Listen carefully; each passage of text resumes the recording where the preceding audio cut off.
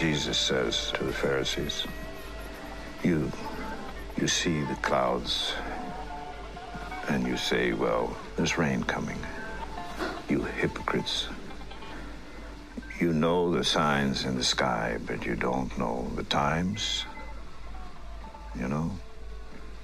And that's the beauty, too, for instance, of Revelation, when it says, and books will be opened at the end of history.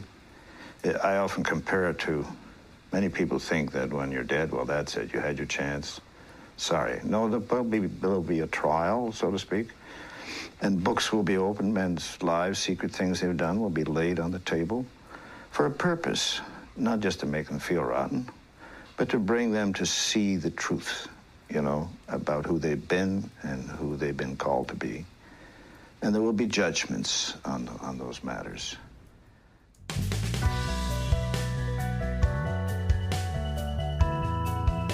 This episode of The Harmonious Gentleman is brought to you by our friends at Blind Man Brewing, the most awarded brewery in Canada.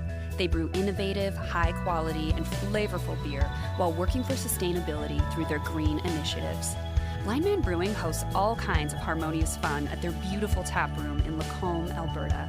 Live music, cornhole leagues, wonderful tacos, or a refreshing pint with friends. There's always something fresh and tasty at Blind Man Brewing.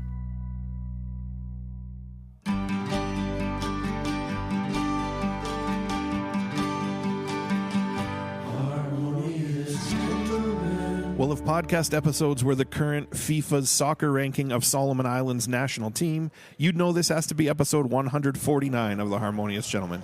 Out of? Out of 203. So they're in the lower tier. Yeah. They don't really play for the World Cup. But they probably go to some tournaments here and there. Yeah. I'm proud of They them. might play like Burundi and Yeah. I don't know. And this is one of those rare ones that you didn't have to research this one first. You just knew this. I know the rankings up to about 175, and then it gets a little hazy for them. Where does Canada rank? Well, they just moved. I think they're up to 23 right now. Oh, wow. But they were kind of in the 36 to 45 range, and they've recently jumped a few spots. Nice. Well, Cool. Speaking of spots, we're at Birdie Coffee today. Oh, yeah. Tyler, explain what that means. Well, we're upstairs above Birdie Coffee and the Craft Beer Commonwealth at the Farmers Market on Gasoline Alley. Yeah. I don't know if that's what they call it, or if it's the that is what Gasoline it's Alley called. Farmers Market. That's Either way, maybe you'll what find it it. is. Yeah, it's a really cool space. Yeah. The coffee's great. Birdie The got beer's us an great. extension cord for our power. Yes. It's amazing. Yeah, thanks, Cody. Shout out to Cody. Yeah. Yeah, doesn't Cody's always working happen. hard down there. No, it's true. Talking to you, blind man. Guys, we should get started pretty quick Oh, like right into because it. this is the heaviest script I've brought to an episode yet, and we may have to split this into 2, 3, 4, or 5 episodes. Listeners, Graham's bicep is straining under the weight of the paper stack he has that contain. Doesn't strain under much. This is so- pretty close to the pig episode, though. Like that was a That's pretty true. Slightly smaller than the pig episode. I hope it doesn't sound like the pig episode. Well, the but, font is much smaller. well, this is the first page. Look, hold on. Oh, See, okay. it doesn't stay there. It goes from 8 to 10. Depends That's on good. which Wikipedia page I'm coughing it from. Right. So maybe before we jump into our topic and our guest, because we have a guest as well, which is exciting. Quick recommendation segment here before we jump in. Chris, do you have anything? I'm recently watching another Apple television show called Invasion. I didn't even know about it. It's on there. I think it's been there for quite some time. It's what you'd think, an alien invasion. But it's more the drama of 4 different characters as they're in different parts of the world reacting to what's happening around them. It's kind of interesting. Pretty good trailer right there. Thanks. Cool. Invasion. I will recommend, I'm sure I've done this before, Hop Water from Blind Man Brewing. It's a non-alcoholic, kind of bubbly type drink with a hop flavor. But I just got to taste the citrus version the other day, and it was very, very yummy. So Good for you. Yeah, You check it out. recommended it maybe before, and I still haven't tried it. So Oh, you should. I should have really brought should. some. Dang. Listeners, Tyler and I, we are currently on strike, of course. Yeah. And so are you, Chris. And so is our guest, in fact. Everyone here is. But we were looking for some work. So we actually worked at Blind Man this week. Which is That's that a crazy. conflict of interest with our sponsorship? I can't tell if that's... It's fine, We'll right? edit this out later if we find out we have to. Really? But No. I don't think so. I think we're okay. Is it? Yeah, I actually just canned hop water this morning. Okay. So I had fun. a backpack full of low fills. I could have brought some. You still can? Yeah. Okay. My recommendation is, I think, my second favorite graphic novel of all time, maybe first. Whoa. This doesn't happen often, you guys, but I just love this book so much. You reread Big Nate? It's not funny. No, okay. So it's called My Bridge, Muybridge, My Bridge. It's the last name of basically the father of video, like the first sort of video clip ever made of a horse running. Oh, yeah.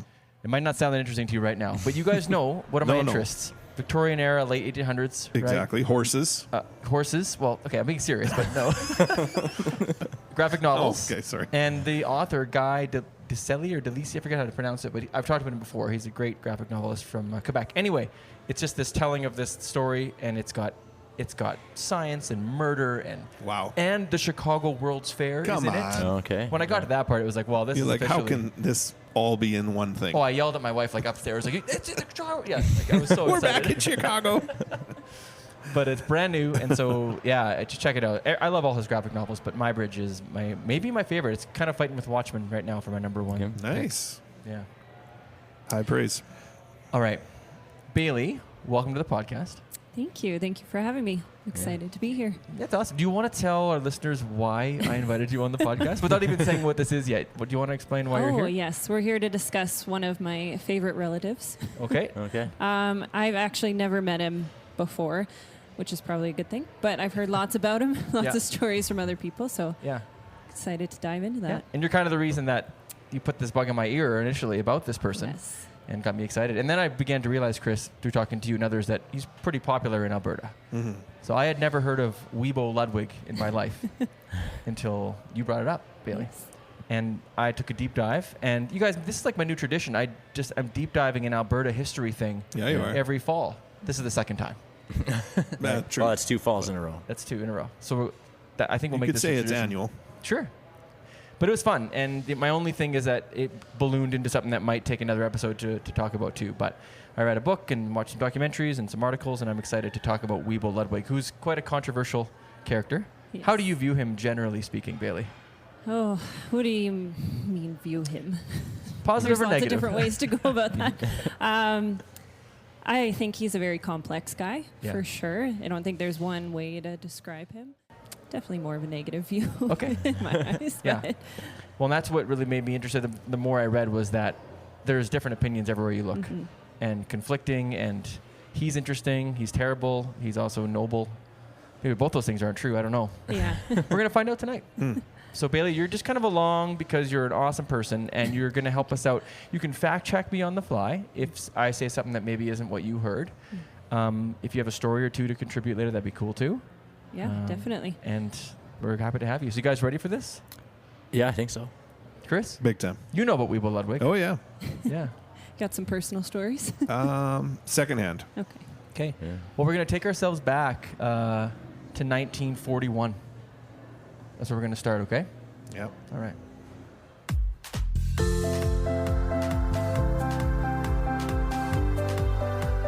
This segment is brought to you by the King's University in Edmonton, Alberta. Check out King's brand new Bachelor of Kinesiology degree. This integrative, highly practical health sciences program is about preparing you for careers in human performance, sports, and biomechanics. If you have a passion for movement and exercise, visit kingsu.ca/kinesiology.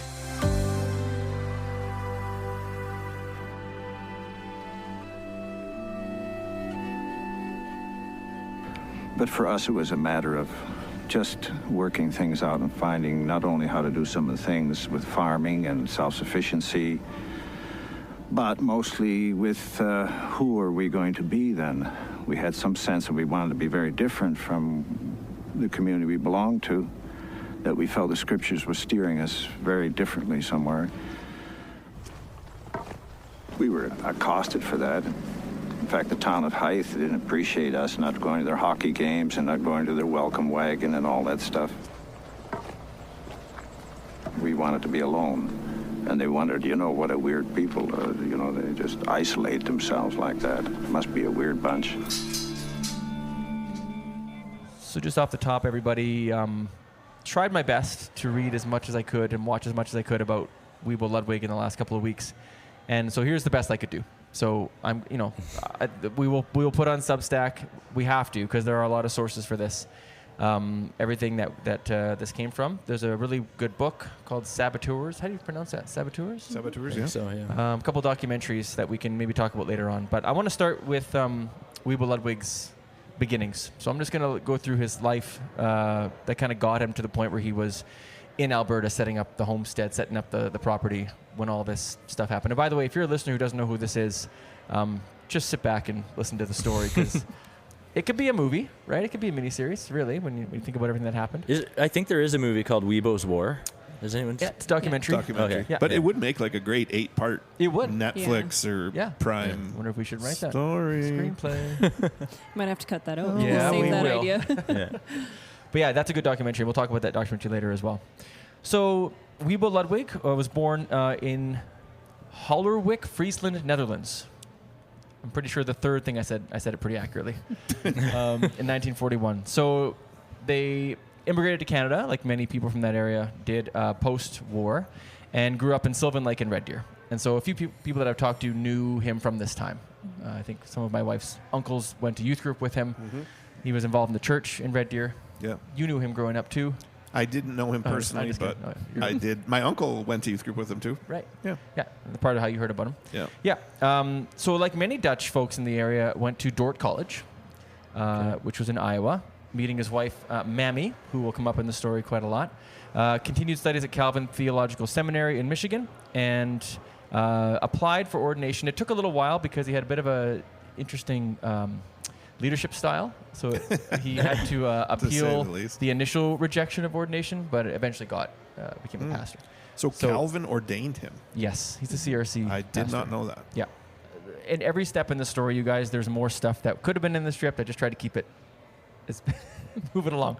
Okay. So he was leading a church in Godric, Ontario. So that's kind of the first church that he set up early on. But grew up here, went to university, was ordained, and then moved to Ontario? Yeah. Okay. Yeah. And maybe came back and forth in there. I'm not really entirely sure. Yeah, yeah. So there's the book that we talked about, the documentaries, don't talk a whole lot about this part of his life, but there's some articles that I found that have some firsthand accounts of knowing him during this time in Ontario.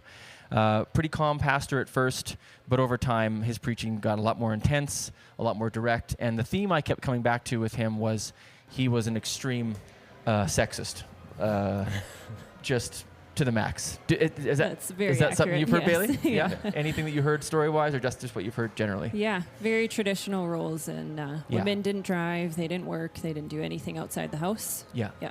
And he was outspoken. Like he would, if you had less than 2 kids, he would say, do you know what he would say?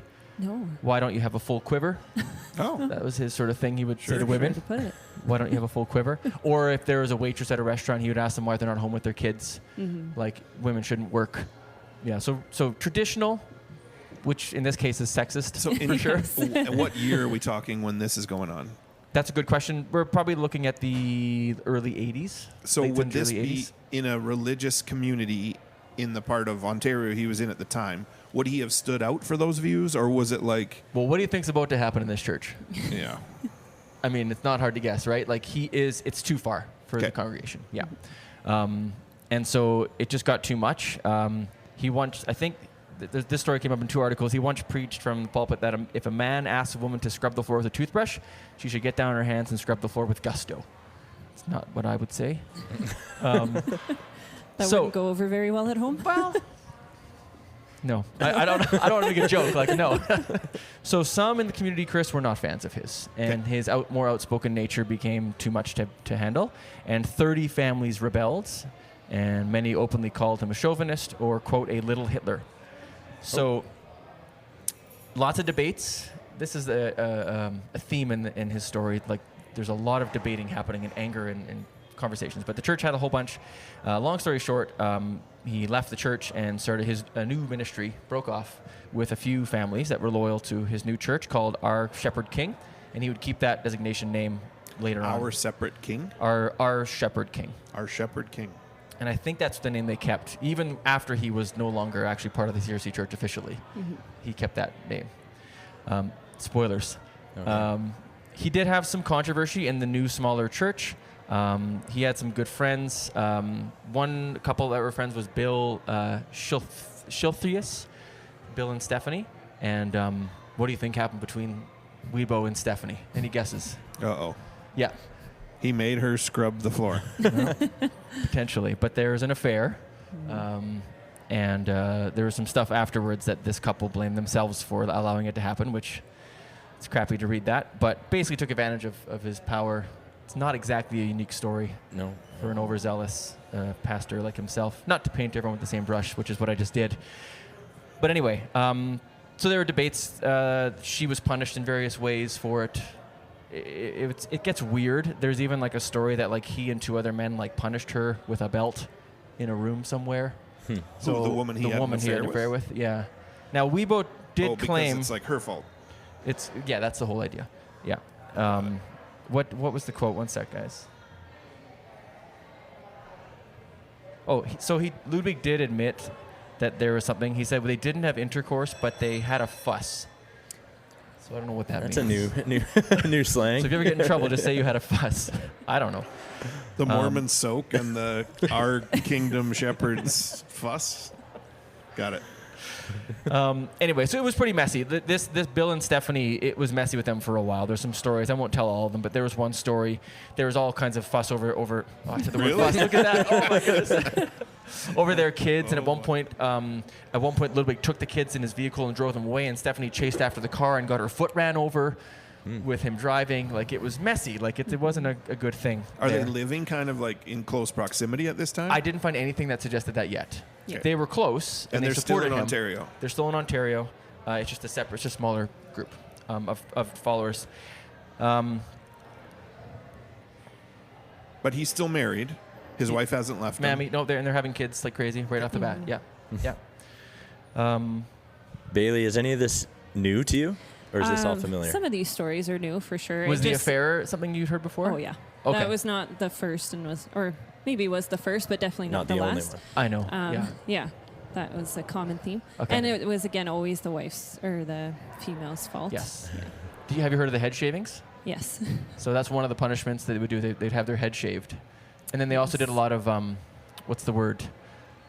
Excommunication? Yeah, for like a few months or even a year. Like, you just can't come back for a while. But like, you made me have a fuss with you, and now you are being excommunicated? Yes. And and it sounds like she pushed back quite a lot, and that strained the relationship. And actually, that couple didn't end up coming to Alberta with them. Right. They stayed behind. So perhaps similar to other stories we may have heard in churches around, where the pastor or leader is powerful, but not quite as powerful as a woman who can use her wiles to get you to do what she wants. Sure. And yeah. Okay.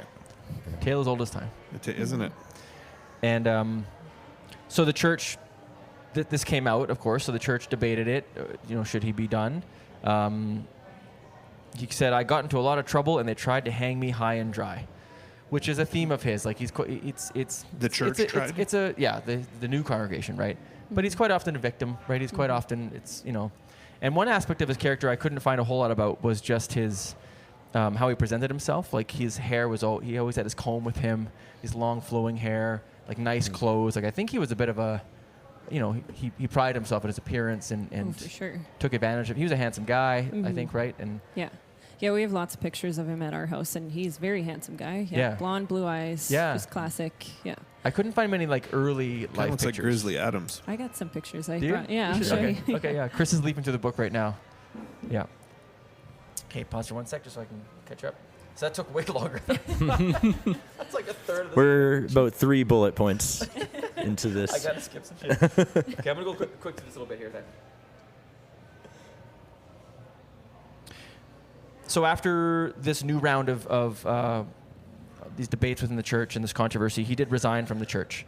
And eventually the CRC, they did not reinstate him as a pastor, and he moved away from the CRC and any other organized groups. So that was sort of the last time he was ever officially involved in a church, officially, although he kept his own congregation going. So they moved out of Ontario. They went to Sioux Center, Iowa for a while. Did some drywalling, some odd jobs. That wasn't working out. They actually went back to Godric eventually. His friends wanted him to start the church again. Really? Yep. One of the friends was the Boonstras, and they stayed loyal the whole way through. I think they're still Their loyal. baby's still there. Yeah. Yes. Yeah. Yeah. So when well, I won't spoil anything, but yeah, they stayed loyal. But the Schilthuis, I wish I knew how to say that. Schulteis? Schulteis? I think that's right. Thank Probably. you. That's amazing. That's why you're here. I can't see it. but- Schulteis. They were still with him at this point too. Yeah. Even after what had happened, they were still supporting him. But there was always conflict with Stephanie, always, and she seemed to bear the brunt of all the sin. Okay, I already talked about that. I talked about that. Okay. So good, you guys, so far. The story officially is that he decided to try something different, but truth be told, the Ontario courts were actually kind of on the lookout for the Ludwigs and the is it Boonstras? Boonstras, yeah. For another matter, it had to do with taking their kids out of public schools and stuff. So the government was already kind of like after them a little bit, and so they just took off across the U.S. for a while. I think it was about a year they were sort of trekking across the U.S. Is it just 2 families? It's a group of 15. So there was, Okay. I think it was, yeah, that's a bit later in my notes. It's a group. Yeah. It's a smaller group. Smaller group. Yeah. And I talked about the head shaving earlier, the banishments that would happen. At one point, Stephanie was banished and living homeless in a van for a while before she could come back to the fold, like stories like that. It's pretty messed up. So eventually they make their way to Alberta in 1985. And so that's going to be their solace. They're going to move up to a place near, is it Hythe? Hythe, yeah. Which is about 500 kilometers northwest of Edmonton. And we can look at a map. Let's pretend we're looking at a map. Look at it right there. There it is. With a crew that had 15 people. And that included Lois and Richard Boonstra with their daughters. They had a bunch of daughters. And then Ludwig and his wife, Mammy, had 9 kids at this point. Wow. So they'd already have 9 children. So that's kind of what gets us up to the Alberta portion of the story.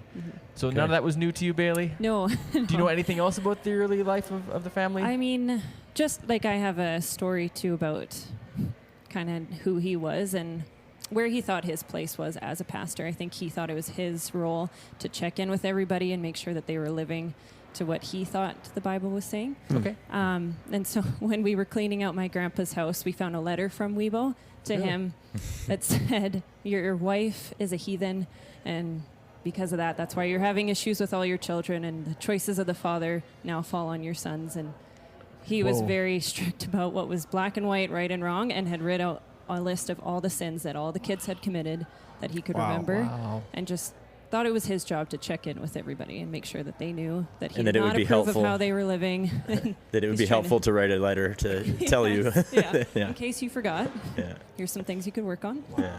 But So it sounds like one-way accountability was really important to him. very important to him. Yeah. Yeah. And he thought it was his role to hold you accountable. Right. Yeah. But not the other. Got it. No. That story checks out. And Yeah. it's interesting. He loved to write letters. Oh, he loved letters. There's a lot of letters. Yeah. Yeah. Okay. Well, thank you. Pause 1 second. Okay.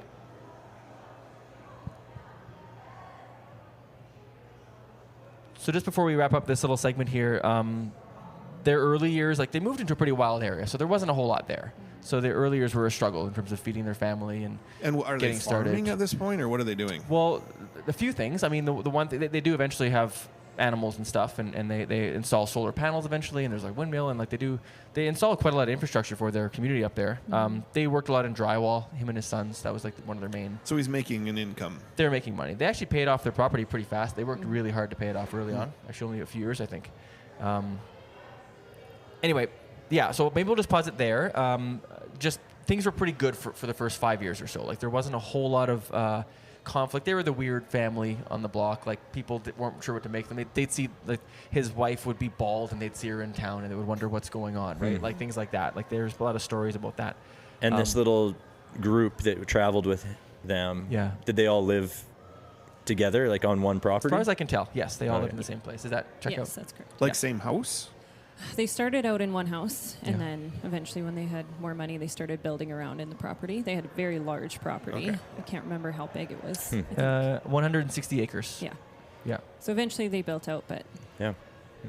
Yeah, and the Boonstra family had a bunch of daughters. They had a bunch of sons, so they kind of just married them all as it went. Yeah. And I'm pretty sure that's true too. That is very true. So we'll kind of pause here.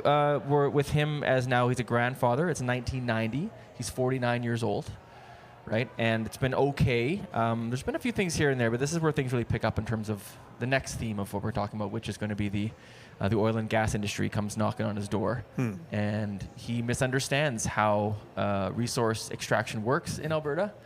And had he known how it works, he may not have settled where they settled. And so I think we'll pause there. Going good so far? Yeah. Yeah, it's interesting. Okay. This segment is brought to you by Cilantro and Chive. Delicious, creative dishes, a huge variety of locally crafted drinks, and with locations in Lacombe and Red Deer, they're making 2 communities more awesome. Check out their mouth-watering Burger of the Month, a rotating menu item that satisfies your hunger and supports local initiatives and charities. Cilantro and Chive. Fresh, simple eats. When did you first become aware or become suspicious of malevolent effects of sour gas? It was 1991, which is about 7 years ago now, when we lost quite a few lambs. It was the first leak. But we were mystified by it. We thought, what in the world's going on? And then one morning I came there and opened their feeders, and there was a mother there. And she was licking 2 lambs, and I was, at first happy. Then I realized that the lambs were just laying there limp, and they weren't alive. 60% of the lambs were miscarried. So we called the vet, said, look what's going on now. Never heard of this, no disease that can get that kind of a massive miscarriage. So in 1985, there was 1 sour gas well within 2 miles of the property. And by the mid-90s, there was at least 10 in that radius. So there was a lot of rapid growth in terms of oil and gas activity in Wiebo's area. And this is going to feed into what happens next. But just so you guys, we have a little bit of background on what's actually happening. Because when I first heard about this, I wasn't sure what is the pollution they're talking about, what even is sour gas. He makes a lot of complaints about the effects that the oil and gas industry had on him and his family and their animals. But let's just quickly just set some context up for what this gas is. Number one, we should probably start with this. You guys maybe know this, but like when you buy a property in Alberta, you have the top 6 inches of land is yours. Unless you have mineral rights. Sure. But when you just buy a property, normally you don't. So he didn't know this. So when the oil and gas company came and said, actually, that's fine, that's yours, but we get what's underneath it, it really caused all of this stuff to happen. This would be a 20-year battle that the family would have. There were 5 miscarriages or stillbirths. There was evacuations, mass livestock die-offs, rashes, sickness, passing out, etc. On his property. That he's claimed, yes. And there's evidence of for sure. It's not me. But I wanted to get into like what could have caused it. And so the main gas that I wanted to tell you guys about right now is hydrogen sulfide, H2S. So sour gas is a commodity in the ground. It's called that because of its smell. It's that rotten, eggy smell. And one of the components is hydrogen sulfide. And so Ludwig has had, Wiebo, I often say Ludwig as his first name. Wiebo has had many, many arguments with the various gas companies, NORCAN, AEC, and the RCMP for years over the effects of this gas and what should be safe and what's not safe. And you guys, I don't know about you, but when I start thinking about this, I start being a little more sympathetic when I think about pollution, oil and gas industries. Now you're appealing to a side of me that's more understanding, maybe. Mm-hmm. Would you agree, Tyler? Yeah, so that list of negative things happening on his property, he's associating it with the sour gas being welled around him? Or spills or whatever. Burnt off. Yeah, that was they just the flaring. Burn it, Yeah, and I'd agree. Like that, even if the way you phrased it was there's one explanation for how those things could be happening, right? Is there evidence that the sour gas burning off is actually causing those things? Well, here we go. That's a good question. Okay. Yeah. And I had that same question too. I wondered, is there validity behind these complaints? And if there is, well, then it's important. Yeah. Because for years, the oil and gas companies would claim that it was completely safe. That's all in your head. Yeah. The fact that it smells bad makes you way more worried than it should. Those kinds of things. Before you go on, I do want to say that whether or not there is evidence to prove it, I think I'm sympathetic with him being concerned about it. right? Like if you have those things and you associate. And not only is all he this- concerned, he's convinced probably. He's Like, convinced, that's yeah. happening, and this is happening to my stuff or Yeah. people, and Yeah. that's what's causing it. Yeah. I guess. Feels like a direct attack on his family. Yeah. Yeah. And that's Bailey. Just we weren't clear earlier. Your grandfather's brother Yes. is Wiebo Ludwig. Yes. So he'd be my Okay. great uncle. Okay. So that's how you have the background and the stories. Yes. And was this aspect? Was the family sympathetic and sort of believe that these? I think so, yeah, Yeah. for sure. I mean, we knew a lot about the miscarriages and the animals that were dying on the farm. And it's hard to understand where that's coming from Yeah. otherwise. But I think at the time they were sympathetic, for sure. Okay. All right. So a little bit about the gas. A lot of industries, hog farms, cellophane makers, pulp mills spew hydrogen sulfide. It's quite a common waste byproduct in these industries. It's colorless. It smells like rotten eggs, and it's heavier than air, so it will sit low in a valley or it will sit low. So sometimes there'll be these animals that graze in a low area and they get a lot more sick or stories like that. And by the way, a few of these pages, you guys, in the script have to do with other farms and communities making similar complaints. I'm not going to read all of those, but they're out there. And there are a so lot it's of them not out there. just Wiebo. It is not just Wiebo. Okay. And it's been going on since the 60s when they started sour gas flaring and things like that. So this is not unique to Wiebo in any way whatsoever. And just a science question, maybe. It's not like a product that they're trying to capture. They're burning it off because doesn't have a useful application. If there's not enough to make it useful. Like they do want it. Oh, okay. But if they're drilling for oil and this is also coming up, they just burn it off so they can have the oil. yeah, we'll get into like the how a Okay. little bit later. But yes, there's a few ways that they can come in contact with it. I looked up the CDC on whether or not this is really dangerous. Here's what we found out, or what I found out. If it's 100 parts per million, ppm, parts per million, it's dangerous. So if you're reading 100 parts per million, you don't want to be around. It's very dangerous. 600 ppm can kill somebody. So that's the numbers we're talking about here. The gas deposits could be as much as 35% sour gas when they found gas underground, which means they would have 350,000 parts per million just raw in the ground. And so if that were to get out, so that's not the amount that was getting out, but that's what we're dealing with here. The amount is so is that's quite a lot. poisonous to you. Poisonous. Okay. Headaches, dizziness, nausea, vomiting, coughing, difficulty breathing, those things can happen with a lower dose. Even just a low kind of continual dose of it. But that's one thing the oil and gas industries would never really concede, that a consistent lower amount could do anything. Seems like it definitely can. They would never really admit that, right? Even moderate exposure can cause like brain damage and heart damage, long-lasting brain damage too, just moderate.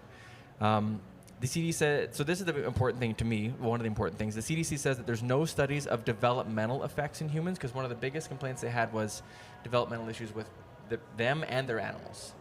Miscarriages, things like that, developmental problems. But there's actually no good studies on the effects of humans exposed to hydrogen sulfide for obvious reasons, like that.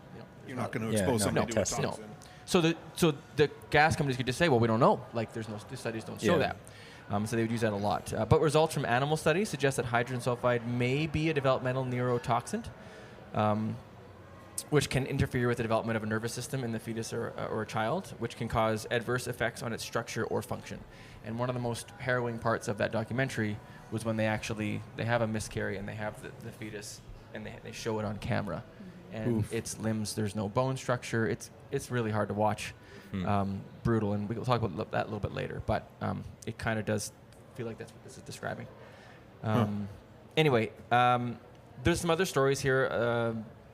In 1982, Finnish health workers were studying childbearing women exposed to pulp mill pollution, which had a few different gases, including hydrogen sulfide, and found that concentrations of less than 1 ppm could cause spontaneous abortions. 1 out of a million? Yeah. Wow.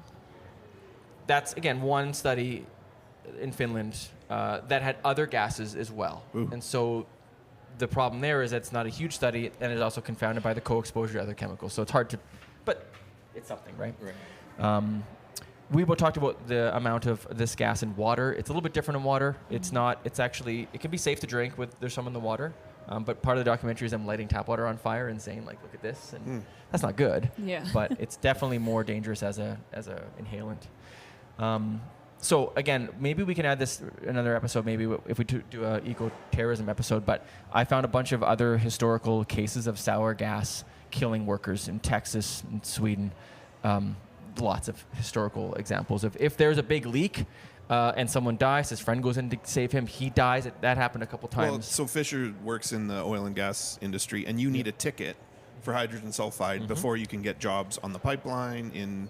If you're working on tanks, if you're welding, if you're like, that is a course you have to take so that you know how to handle it. And that's because exactly what you say. Yeah. You go to try to save your friend, and you both die. Like that. Those things happen. Yeah. So there's So all this to say that there's things to suggest that what he was complaining about were legitimate. Now the problem is, were they receiving the amount that would cause these? And that's hard to prove, right? By anybody. So the industry and government, they've argued for years that there's no conclusive body of evidence that supports the claim that small doses are harmful. So they can just kind of keep saying that, like there's no evidence. Ludwig received letters from ranchmen. So ranchmen, do you guys know what ranchmen do? So they basically manage the land acquisition and for the oil companies. They're the middleman between the oil companies and him. So they're the ones that initially showed up on his door knocking, saying, "Hey, we're going to get," and they take the brunt of Wiebo. But they have documents that he kept that said that a man can smell sour gas at 1 ppm. Not dangerous, but you can smell it. So that's when you think it's happening, it's only 1 ppm. You can breathe it happily at 10 ppm, they said. This is the ranchman. This is the ranchman sort of convincing. Passing on information. Right. Yeah. You lose your smell at 100 ppm. You start choking at 200 ppm. You lose reasoning and balance at 500 ppm. And at 700, you're unconscious and you're dead or brain damaged. But this amount is very unlikely to be encountered in an accidental release. So putting your mind at ease. Those numbers don't really add up with the CDC numbers that I found that are more current. They definitely underplay the danger at those levels. Yeah.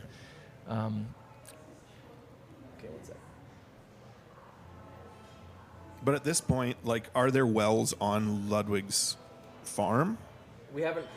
I'm going to get to like when they start doing the well stuff. This is just like a pretext or preamble. We're almost done actually. We'll just do a couple more things and then I'll. Oh shit! There's way too much on this stuff. Way too much. It's interesting. That's why there's lots. One place that Wiebo would file a lot of complaints with the ERCB, which was the Environmental Resource Conservation Board, and they dealt with him over and over and over again.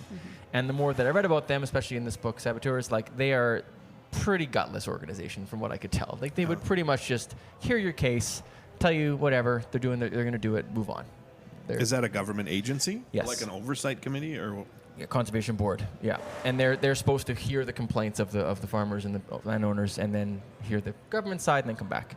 And they said that the ERCB, quote, must consider whether the rights of the surface owner and the mineral owner can both be met without acceptable impacts being imposed on the other. That was kind of their mandate.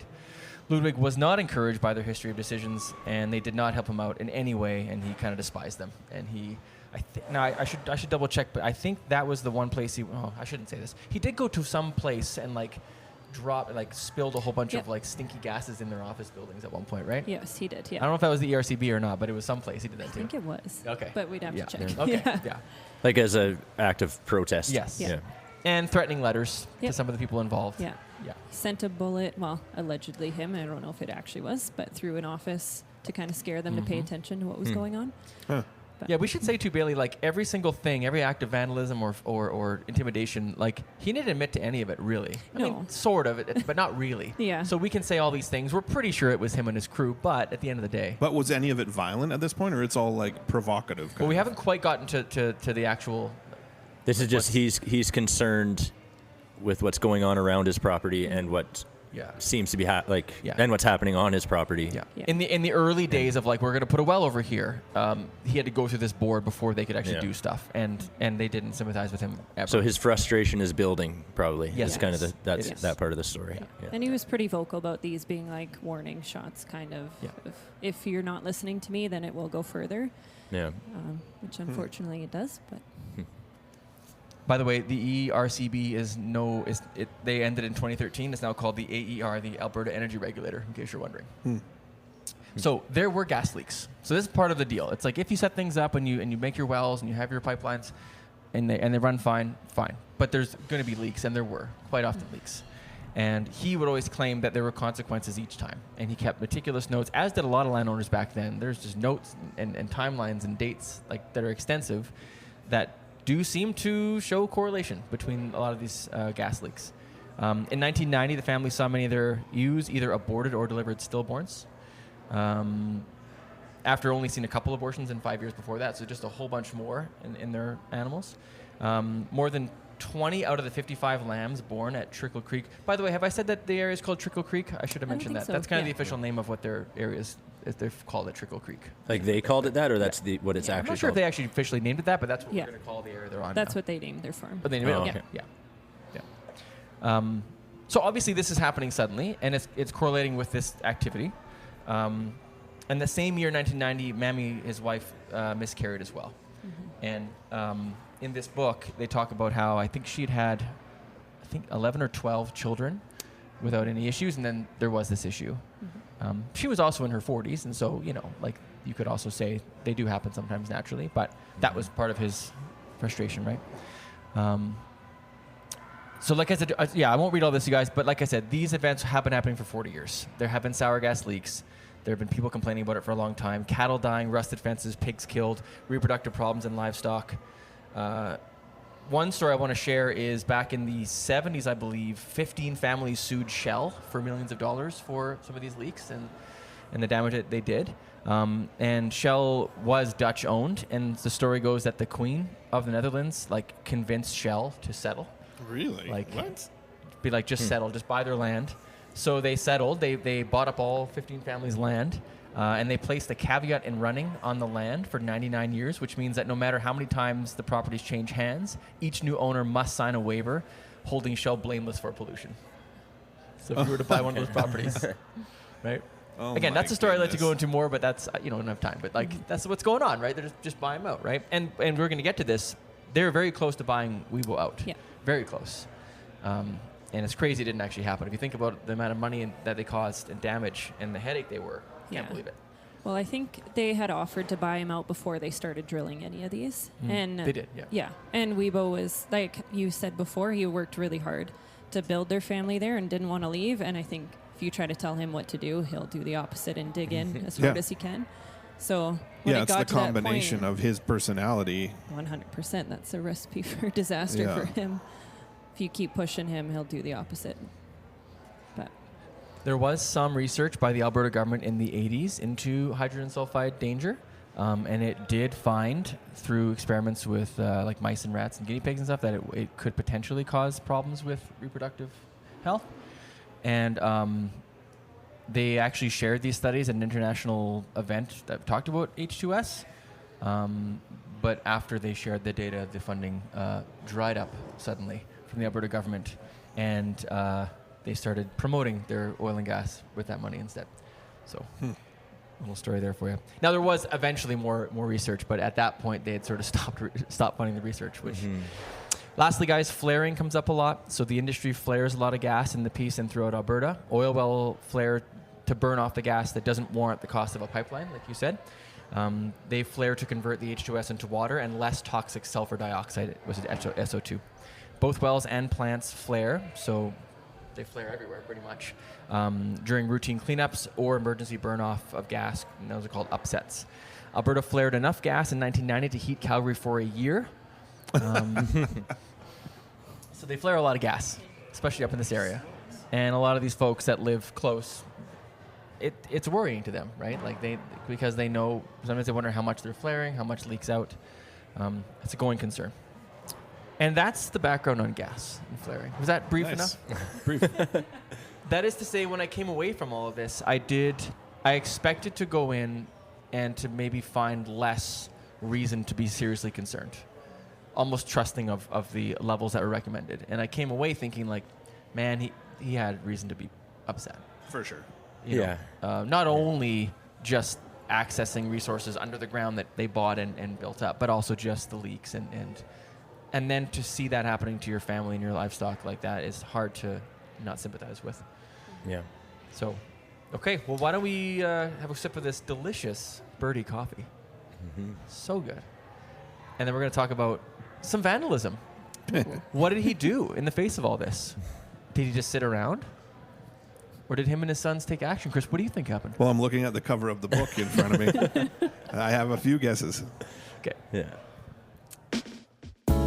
This segment is brought to you by Birdie Coffee. The team at Birdie Coffee is passionate about high-quality, locally made craft beverages. Enjoy a decadent latte, freshly roasted espresso, or something iced and delicious. Located in Red Deer, Alberta, Birdie Coffee Co. is a stop well worth making. But don't worry, if you aren't in the area, you can get their fresh roasted coffee beans delivered right to your door. Head to birdiecoffeeco.ca to learn more, or check them out at the Gasoline Alley Farmers Market, Thursday to Sunday. Tonight on Big Life, Hellraisers, Hellfire, and Sour Gas. Direct action in Alberta. Daniel, they're killing my kids. And I think it's gross that they say, well, but you can't strike back. So in the early 90s, Wiebo claims that 2 sour gas leaks near his farm resulted in all of those aforementioned issues that we talked about, the miscarriages and the rashes and the sickness. He protested and appealed to government to regulate sour gas extraction, but the government did not listen. And one of the things he did, I'm going to ask you about this, Bailey, was he produced a film called Home Sour Home. I have heard about this. Yeah. I can't find it. Oh, okay. And I wish I could. I don't imagine you've got the DVD anywhere. Not at home, no. Okay. But I can Laserdisc? ask around, see if we can find it. Okay, yeah, I'm curious. I think it included the footage that we talked about of the miscarried child and other stuff, but that was one of the ways that he fought back. He circulated this video. He sent it to some prominent politicians along the way. So just to be clear to our listeners and you guys too, I'm going to go over this fairly fast because there's 150 acts of vandalism that have been attributed to him. What year are we up to right now? We're early 90s now. And at this point, is he in the news? Yes. Okay. Just starting to be. Yep. Yeah. Especially locally, right? Because the people, and Billy, you can speak to this too, they were a strange family. I don't know if they were very popular even in the earlier years. Definitely not. No, Yeah. I know I've heard lots of stories of anybody that left the farm to go into town. There was people ready to fight them as soon as they saw them. Even if you weren't a Ludwig, if you were married in, anybody, they were not well liked around town. And was that because they lived the communal lifestyle, or did the people know their backstory? Or are other people employed in oil and gas and they're threatened by him? I'd say probably a mix of everything at that point. He's also ridiculing women in town and stuff outwardly. Yeah. He's not. Is he still? Does he have a church in? Not in Highs Alberta. or His church In is Highs. his community. Yeah. That is Yeah. their church. Well, and their farm is 90% self-sufficient, so they really don't need to leave it ever. And so they were that weird family that everybody knew about, and then And you might hear rumors about Yeah. things. But they would also drywall. They would also go and do jobs Yes. for people in the community. Yeah. And got in trouble even once because they were undercutting everyone else, and they weren't a registered business, and there was a bunch of stuff there too. Yeah. Yeah. Well, and when he's out on the town, like you said before too, he's I don't know how you'd say it, ridiculing women really. If he saw a single mother, he'd question what choices she made and why she was out in public. And at this point, is your mom going to family reunions and he's showing up? Or, is that not happening? that's a great question. No, she saw him a little bit growing up, I think mostly when he was still in Ontario. By the time they moved here and started the farm, I think my grandpa started to see what was going on and cut ties pretty quick, and they never really saw him much after that.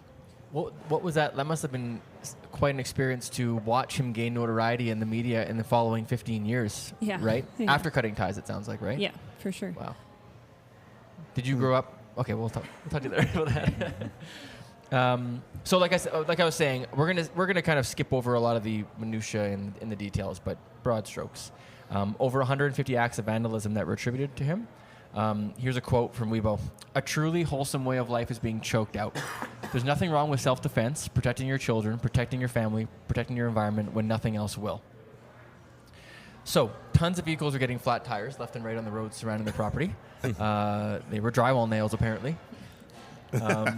His sons would approach workers' vehicles, sometimes carrying weapons as a form of intimidation. And so, people were genuinely scared during this time, especially as the vandalism ramped up, because it sounds to me, Bailey, like it just picked up steam. Like they tried this and they did a little bit more, and it got a little more intense as the years went on. All the while, meetings with the oil and gas companies, maybe for a buyout, or meeting with the regulatory board, or writing lots of letters, a lot. By the way, the main company under attack right now is AEC West, and they were the main operator of oil and gas in Trickle Creek, just so you guys know. That was the company that bore the brunt of these vandalism attacks. There was damaged equipment, solar panels wrecked, slashed tires, gunshots, long-beaked pipe peckers, which was drilling a series of holes through the ground into the pipes. Oh. That was one the book pecker. talked about. They would find like drill bits sticking out of the ground. So are these guys hiring security to watch their... Oh, yes. Okay. And eventually they start following the family. Eventually. It becomes a major operation. But right now, security. But I mean, it's way up there, right? Like they can sneak in and out pretty easily. And the thing is about the story is that there's quite often evidence, footprints, but they never could quite. Well, we'll get there later on. Like, but like is this early bad on, police work? 150 cases of vandalism and they can't tie anything to them? under-supported police work. There's a few RCMP officers early on. I got the names later on, and they were but asked Edmonton, like, we need more people. This is where the miniseries really picks up steam. I think so. Yeah. Yeah. But one second. I feel like I'm getting a phone call. It might be important. No. They were kind of ignored by the RCMP brass for a long time. Oh, it's just a crackpot out in the woods. Like, deal with it. What's the big deal? Right? And so that would change eventually when things got more serious. So there's many years of fierce and contentious meetings, accusations, public outcry, media soundbites. Wiebo and AEC negotiate to settle a buyout. This after a few years of all this happening. So he wants to sell the land for a fair price. He wants $750,000. He also wants $500,000 for compensation for loss of the drywall business, and he wants another $75,000 for moving expenses. So that's what he wants. He proposes this to AEC. Yes. And this is I think this is mid to late 90s now. Like this is after crazy not to take him up on this. when you look at the amount of money that cost this company, I can't believe they didn't do it. But Yeah, the that problem is it's the super precedent it surprising. sets. It's the precedent it sets for other people. If you do Okay. it now, But is anybody else his level of... no. And so it's a calculated thing that they probably should have taken. Wow. And there's more than negotiate. I just try to get the main things. AEC didn't want to do it, like I said, because of the precedent. At this point, Wiebo said, quote, "It seems to me the part of wisdom to retreat, though I prefer to fight and alter the present state of affairs." So he wasn't one to retreat, but at this point, I think it'd been years of this stuff. Yeah. And he wanted to get a buyout. AEC countered with a couple of offers, and the offer that Wiebo actually accepted was basically get the land appraised by three different people, add 50%. So take the highest land appraisal you can get, add 50% for industrial average, and then give him $75,000 for moving. And he accepted that. So it was actually looking pretty good. What year is this now? Yeah, I wish I had a year written down. I should. Okay, you'll find it. I think it's getting towards the latter part of the 90s now. And he accepted it. Things were really promising. He even found some land in BC. I don't know if you heard about that, but they had a land picked out in BC to move their family to. Bountiful? No, more up north than Bountiful. And the home was actually appraised at a pretty high level, like higher than I think anyone thought it'd be appraised at. So he was pretty happy. Even after one meeting, we both said the truce is... Oh, sorry, I shouldn't say that because that didn't happen because AEC offered way less than the appraisal, actually. So they kind of backed down on the deal they agreed on, which is not good to do with Wiebo. So he said the truce is over, the war's back on. Like, basically, they were this close. He tried, yeah. And then sounds like AEC didn't actually follow through with what they offered because the appraisal was higher than they thought it was going to be. And they said, forget it, which is crazy to me. Right? That's the plot twist in the miniseries. Yeah. Well, there's more. There's a few more. Guess what happened 5 days later? Well, they found some explosives. A new round of explosives. Wow. One of them caused a leak on a well. One of them was under a worker's truck somewhere. They found it after a week of driving around with it. So things got serious again. Wiebo contacted AEC again. He wanted more money. They said, okay, sure. More finagling, more negotiating. There was another buyout, and on the eve of the buyout is about to happen, AEC's lawyers, it's AEC every time. It's like they just can't do it. But on the eve of it happening, they contacted the Ludwigs, and they said had a new rule that, okay, if we do this, none of you or your children could reside or buy these lands. 800 kilometers sort of area around Grand Prairie, which actually rules out a lot of BC as well. Even though AEC knew that these conditions were kind of unorthodox and probably not even constitutional, they sent it anyway. The lawyer sent this to Wiebo. And what did Wiebo do? He called it off. Quote, "You can stick that where the sun don't shine." And then things got a little more serious. So then after this round of negotiations, 2 wells were bombed. Pretty big explosions, these ones. One of them was 12 kilometers southwest of Hythe, severed a pipeline, and they figured 5 pounds of dynamite for that one. A second bomb ruptured a high-pressure sour gas pipeline near the Hythe Brainyard plant. And so the local residents, these are pretty serious ones, and people got a little more worried at this point. Like, it was kind of like upping the ante, it feels like to me. Was anyone killed or injured? No, not that I have found. Do you know of any? Nope. I think there is a death, but that's not a. It's not. It's a different situation. Bomb related. Yeah. Wiebo, I don't know what planning went into. So they asked him about all these explosions. He said, I don't know what planning went into it. I know that a woman who lost a child is involved, but I don't know what role she played. I have some sympathy for it. I think it's time the newspapers say who the real eco-terrorists are. Industry. Wow. When are you going to wake up and realize the companies are the dangerous ones? So quite often he'd skirt that line of like not really admitting it, but he'd wink and you would kind of understand. You know what I mean? You do it all the time. But it's kind of brazen to do that because at some point is not a huge investigation to tie them all to this, and it's easy to draw the connections. Spoiler alert. Yeah, yes. yeah. I think that's on par with his personality too. Like he wanted to take ownership of it because to him it was the righteous move to. Yeah, right. You know? And not afraid to be like the face of the movement or the. Yeah. After all these years, these incidents really got the attention of the RCMP bosses in Edmonton, like these bombings in particular. So Bob Bilodeau was like one of the main local guys who'd been pleading for help for a long time. He's in that book quite a lot. And now they're going to get reinforcements. They have a new investigation codenamed Cabriole. That's what their investigation is. So an official investigation now with more manpower. Ralph Klein actually gave a $3 million grant to fight eco-terrorists at this time. So he provided some funding for it. Yeah. Energy Minister Steve West called the bombers hooligan anarchists. We better find them and show them what we do to Albertans who fool around with the industry. Oh, wow. I like that quote a lot. Yeah. The industry, right? Okay, I'm going to read a little quote here from an article from the Canadian Encyclopedia when serious damage was happening. The most serious charge upheld against Ludwig was that he set off an explosion at Suncor Energy near Hinton, Alberta, in the early hours of August 24th, 1998. In this instance, the circumstantial evidence against Mr. Ludwig is overwhelming. So prior to this, they had been surveilling them and following them. And so he was more brazen, and this is what happened. On the evening of August 23rd, an RCMP surveillance team tracked a van containing Ludwig, his wife, Mammy, and 2 or more unidentified occupants, probably his sons, as they drove more than 300 kilometers at a point near the well site. The following evening, 13 hours after the explosion, Ludwig was picked up along the roadside within 30 kilometers of the Suncor site. His clothing was covered in moss and twigs, and a hand swab, later taken by police, revealed residues consistent with explosives. They said Ludwig had a clear motive for the Suncor bombing. 3 days before the blast, his daughter-in-law, Renee Brunstra, gave birth to a lifeless, deformed infant, Abel Ryan. And actually, I think that's the child that was in the documentary. I think I misspoke earlier. I think this was the one that was featured in Wiebo's War, not his wife's miscarriage. So sorry about that. That was that's the one I think. Yes, of course, they videotaped the delivery of the fetus as well as the family's outpouring of grief, and that was the documentary, which again kind of comes out of nowhere in the documentary, and it's very, very hard to watch. The family blamed the stillbirth on sour gas emissions. So this explosion was seemed like it was a direct retaliation for that happening. In a videotape of the child's funeral, later played in court, Renee said of Ryan, "Your blood now cries out from the ground for justice from the evil that now all around us abounds." Directly addressing a grim-faced Ludwig in court, they said that the ex-preacher had carried out an act of revenge against the oil industry for what you believe they did to your immediate family. This was 1998. This charge was dropped eventually. What? So even with him coming out of the woods and all the surveillance, they still really couldn't charge him. And it was dropped. And that's happened a few times. This was a major one, So you though. basically need to catch him, what? Well, you'll lighting the fuse? If you're talking about a miniseries, they do something pretty soon that, well, you know, Bailey. Yeah. Yeah. He's feeling pretty invincible at this moment. Is? Oh, yeah. You Is can't he catch ever? him. So what do you do, Tyler? If you're the RCMP and you really need to catch this guy, what's one way you can do that?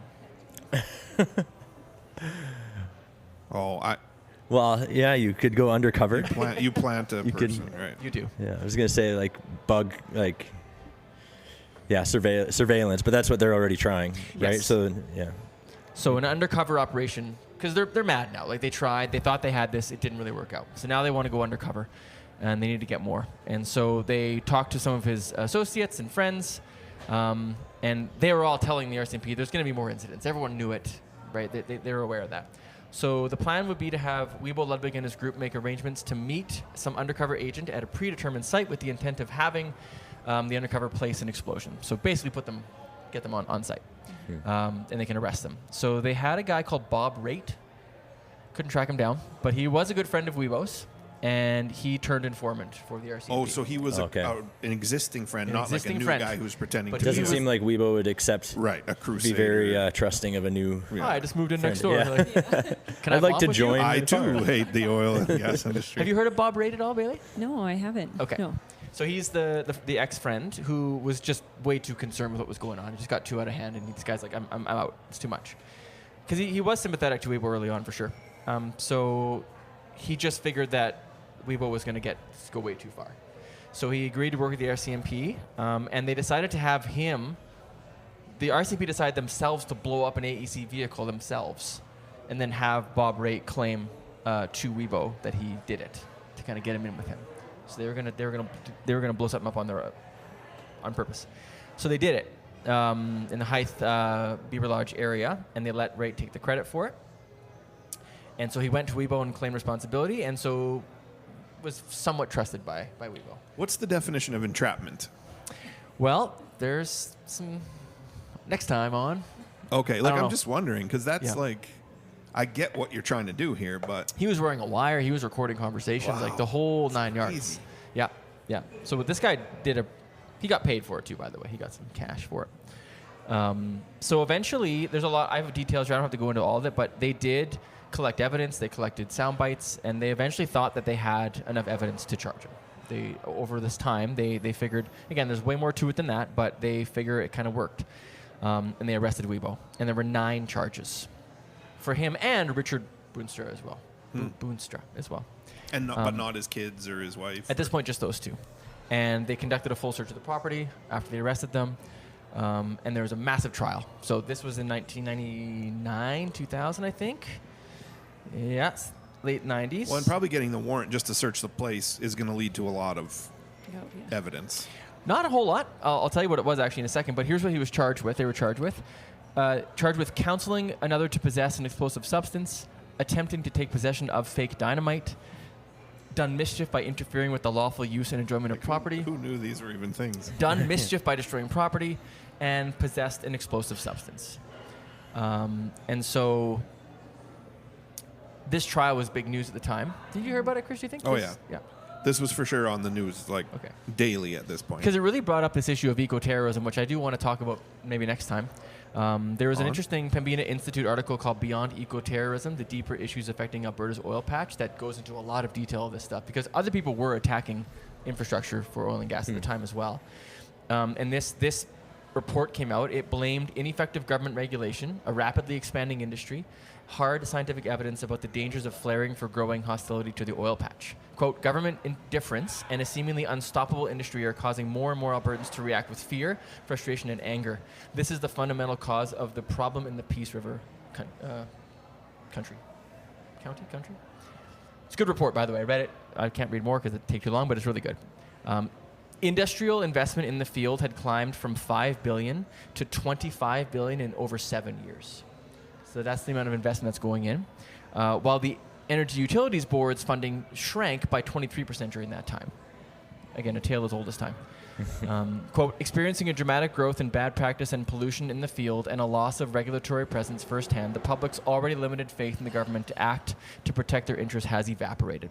So this was all being talked about during the trial. This was part of the he got out on bail. His van was blown up. He was almost killed, actually, in a parking lot. He was fairly close to his van. It blew up. His wife was close by, too. What? The pictures are crazy. The van is destroyed. Who did that? No one knows.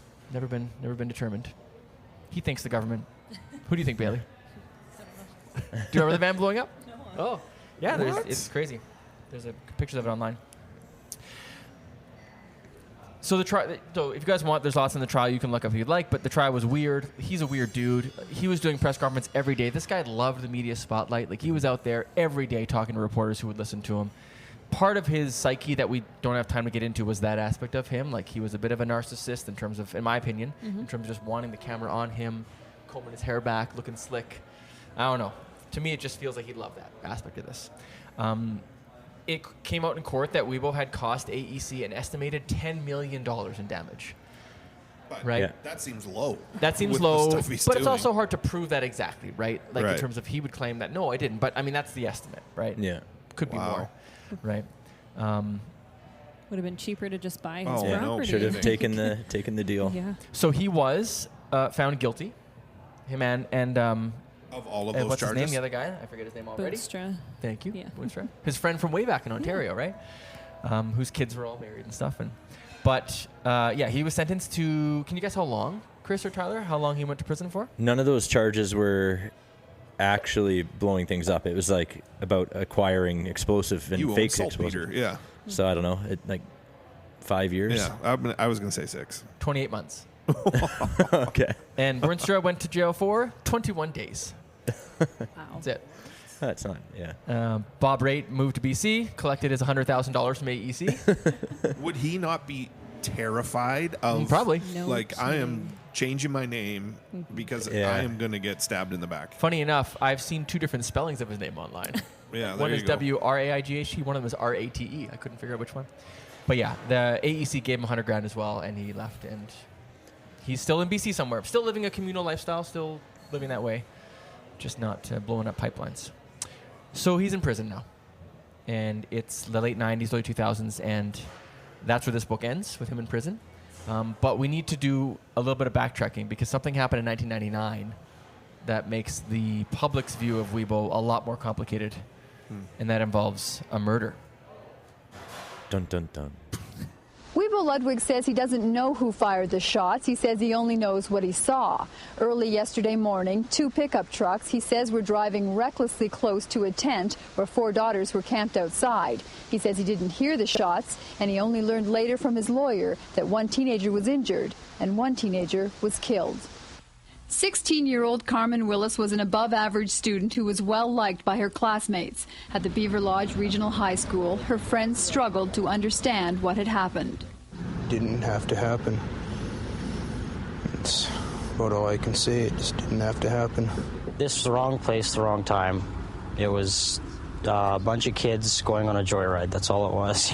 Police presence has been heavy as officers continue to investigate the shooting. So far, no charges have been laid. The Ludwigs say they've been threatened ever since they launched their controversial fight against oil installations around their farm. Operations, they claim, are damaging their health.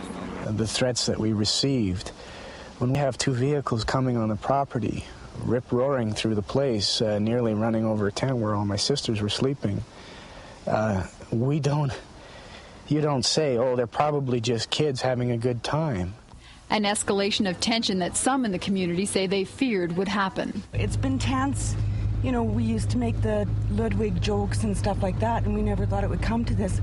And we knew, though, that something negative would happen. It's too bad that it's ended up being a young girl. Like, it's just terrible what's happened here. As for the puzzling question of where the shots came from, Ludwig says even if someone on the farm did do the shooting, they would have trouble confessing. Even if they wanted to confess, they've got 2 huge problems. You know what they are? The one is that a levistic system would not take their act in the context of the total struggle. The other is that if the local people should find out who did it, they would be number 1 on the list. Do you understand some of these problems? Ludwigs wait for the police investigation to wrap up. The community of Beaver Lodge is attempting to calm things down in town. People showed up for a general meeting tonight to talk about their feelings. Kelly Crow, CBC News, Beaver Lodge, Alberta. So in 1999, a group of teenagers drove through the Ludwig property. They drove through a couple times while 4 young girls from the Wiebo family were camping in a tent outside. There were gunshots, and one of the teenagers in the truck, Carmen Willis, was shot in the chest, which killed her. Another teenager was shot in the arm, Sean Westwater, who survived. That night, Wiebo called 911 and told them somebody had shot at the children in the truck. He didn't say who did it. He just said to expect bullet holes in the truck and that the police should investigate and that they should leave the Ludwigs alone. The next day, 12 RCMP SWAT team members showed up at the house expecting maybe a shootout. They were heavily armed. There's a picture in the book that looks pretty intense. There was no shootout. Wiebo came out and talked to them and told them that it wasn't them or he didn't know who did it. This would lead to a shattering and a lot of fighting in the community. There already was in this community, but this was a huge incident. And Bailey, I was going to ask you what your recollections or what you know about this incident. Yeah, I've heard a lot about this. My uncle was actually an RCMP member that was there and part of the SWAT team. Really? He was on the call. And he is one of the best snipers in Canada at the time. So his role that night was to hide in the bushes, and he had a scope on Wiebo. If anything went bad, it was his role to shoot him. So when Wiebo walked out to confront them, he was watching. Yeah. And Wow. he had just started dating my aunt at the time, and he's like, I don't really know how to go home and tell her that I have to kill your uncle if things go bad. But obviously nothing went wrong, and he had a calm conversation. But yeah, he's talked about that a lot, and what a crazy experience it was to sit there and know he has to pull the trigger. And I wonder how many times in his career he had to put on the SWAT gear and sit in the bushes with the sniper rifle. Yeah, I can't imagine very often. Yeah. But Yeah. yeah. But they're not responding till the next day? They're not showing up at the property till the next day. I don't know. But so when he called 911, there must have been some responder. Yeah, it didn't Ambulance say. I don't know. That's Yeah, also good question. Well, I guess they just took him. They didn't bother him that Till night, the next right? day. Like he asked them, "Please don't bother me," so they didn't until the next day. But So it was national news. It was a huge story. Many suspects. He had, Wiebo had children, grown children. A lot of his kids had been the people intimidating other people and carrying guns around, and so it could have been anybody, which is part of the mess of this whole thing, right? Like no one knows who did it. Linda Brunza, one of the churchgoers from way back in Godric 14 years earlier, saw the story online, and she said, "Wiebo's stale. He still talks the same words with the rebukes and has not grown. He's taking no responsibility." Because Wiebo was out there in the days after in the news, like always, talking about it. He was giving more trouble to the parents of the teenagers to let their kids be out at nighttime. That was his whole thing. Like, why are you letting your kids out at night and that kind of stuff, right? That was his angle on it. So there was crazy community resentment, and it was boiling over. They had been frustrated with him for years already. This was just like a cherry on top, right? What's the side of the teenagers? Like, is this like a dare to go onto a crazy guy's lawn, or what is the... Yeah. It's one of those, that old man Wiebo, we should go check out his property. It was a dare after a bush party to go. Like 4 a.m. It was very, very late. Yeah, it was brutal. Yeah. And so Wiebo had said that they drove over the tent that the girls were on. I don't know if there's any proof of that at all. There's not. But that was his self-defense, and again, just as far as I can protecting tell, his family. But that hard to prove that. I don't think it was true, but you got to come up with some reason why you did it. Yeah. And that was the self-defense thing was the reason. It was like they felt threatened. And if you had little kids camping out there and the truck drove through once and then did it again, I can see the fear. Yeah. Obviously. But anyway, there was a big town hall meeting, and here's some quotes from the meeting that were recorded by some people in the media. Quote, the RCMP was telling them about the investigation. This person says, "What investigation? We put up with this bullshit for 4 years. We should lynch him." Wow. Another person, quote, "That's what every decent community does when confronted by death and terrorism. Get him the F out of the country. He's not Canadian." Quote, "They threw him out of Ontario in the U.S. Why can't we?" So they're mad. So again, he talked to reporters most days, showed no remorse whatsoever, no empathy, none. I think he even phoned the father the next day. I don't know. I think it's in the book. Maybe I didn't write that down, but he was on the attack the next day. He was out there, not shying away. He was also shocked that the RCMP had not charged the teens for drunk driving. A farmer at the time, Chris Harvey, wrote to the CBC after a show they did on Carmen Willis's death, and this is the quote, which I think this is a great quote, actually, and I wanted to read this out. "Wouldn't it be wonderful if a member of the Ludwig community admitted they had lost their temper and fired at the truck of trespassing rowdies? If the teens' parents, who may have encouraged the joyride, admitted they were wrong? If the saboteurs expressed regret for taking the law into their own hands? If the oil companies admitted they had caused pollution and had been evasive and insensitive to citizens' complaints to avoid responsibility? Wouldn't it have been wonderful if the RCMP admitted that they have been less than zealous when dealing with the mounting problems? There have been many deadlocks around the world that have been broken by just one person admitting error, apologizing, and trying to make amends." So forensic tests could not determine which .30 caliber weapon had killed Carmen Willis. It was a .30 caliber gun, which the Wiebos had many of, but they couldn't actually tie it to one weapon. In the aftermath, they were labeled a cult. The Church of Our Shepherd King was called a cult. Hythe was the town. Many called them a cult, and they can do whatever they want. No one can stop them, blah, blah, blah, that kind of stuff. The shooting and murder is yet to be solved. Was never solved. The town held a memorial hockey tournament every year for Carmen, but that's there's been no resolve of that issue. And that was all. So really, nothing really came of it legally. Wow. After that, so another case of just it happened on their property. It seems clear what happened, but they couldn't do anything about it. How soon after this was Wiebo in prison? Fairly soon. Yeah, I don't have the actual date, Tyler. Because it seems like there's already a lot of tension in the community, but after something like this, it'd be really hard to imagine him staying in that community or, imagining that. But okay, I have one more sort of postscript because I thought we had to talk about that shooting. It was important. But we're going to do one more segment here at the end that talks about after he gets out of prison and when he dies. And that'll be the story that I want to tell today. Maybe at the end we can do a little bit of talking about what this means for maybe an eco-terrorism episode, how you guys feel about the story overall. But let's just get to the end real quick here. Yeah. It is a very sad thing that we have to struggle over such obvious things so long, you know. All the damage. These people, too, that we confronted, they just look at you and they're caught in it, too, in many ways, because of the push of money. In places like Calgary and wherever, you'd say, what's the matter with people? And so you, as it says in this passage, you must persevere, you know, and not lose that crown of continuing to stand, and don't throw it out just because it seems overwhelming. It's not. So let's do that. So like I said, you guys, this book here that I read, Saboteurs, came out in 2002. And so all the post-prison part of the story was not in the book because the book was published while he was in prison. So there isn't as much about the family after that.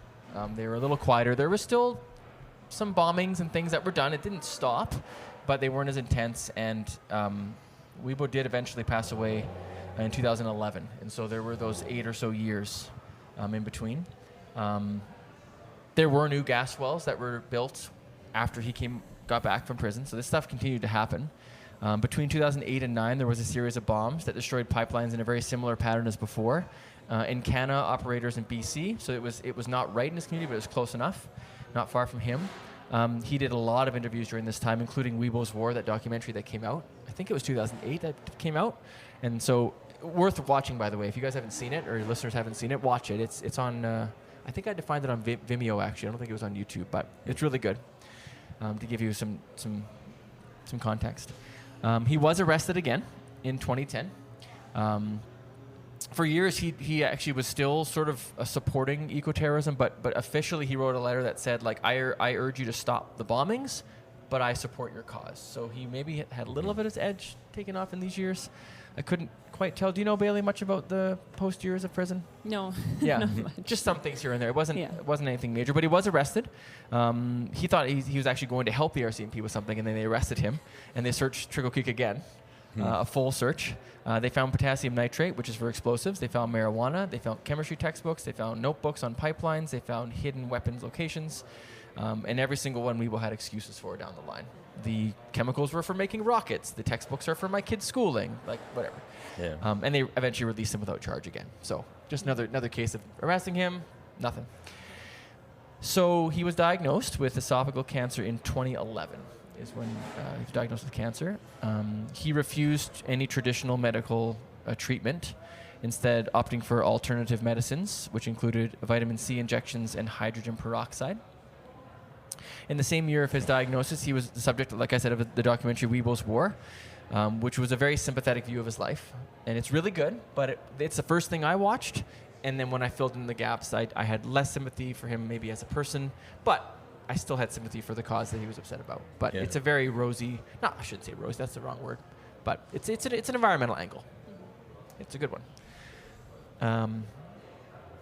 He's like there's a picture of him like on the red carpet, like smiling and looking really proud. Like you could tell that was like a moment he was proud of. This like documentary about him, and he's looking all spiffy, and he built his own coffin in 2012.